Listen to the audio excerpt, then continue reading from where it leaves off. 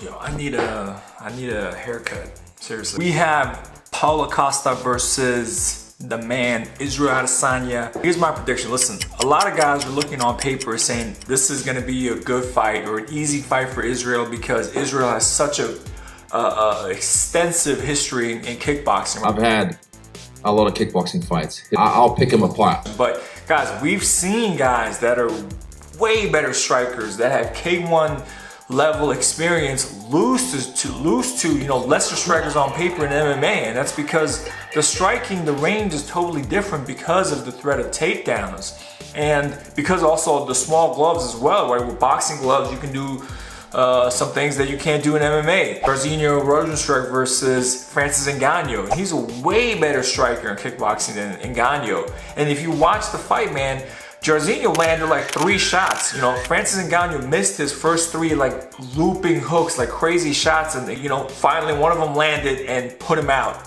So my point is, that's kind of what this fight could be. I mean, Costa can just come straight forward and just go crazy, and he can land one.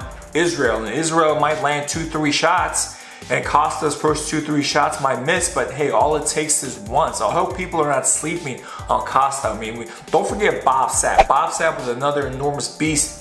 He beat a kickboxing, you know, world champion twice, knocked him out. Okay, so sometimes raw power and just that confidence coming forward can win. Although I will say in this case that it is going to be extremely difficult because Israel packs a punch and he's also very explosive. So I don't see him really getting caught, but I'm just saying there have been many instances where the better striker on paper, you know, especially when it comes to kickboxing versus the other guy doesn't really have a whole bunch of kickboxing fights, loses in MMA simply because all it takes is one shot. And I think Costa can win definitely in round 1, maybe round 2. I think if it goes any longer than that, it's going to be Israel, because we've seen Israel go 5 rounds. We've seen him have a war against Kelvin Gastelum, man. That was a battle of will.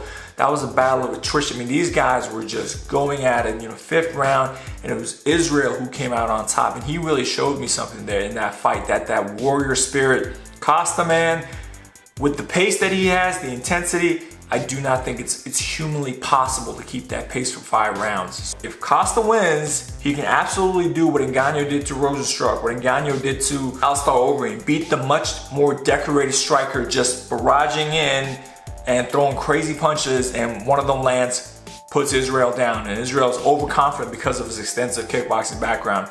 I just don't see that happening because Israel is very elusive, he's very explosive, and I think Israel is going to win by a decision. It is going to be a great fight. I'm excited for it, and that's my prediction. So let me know, guys. Let me know who you got and why.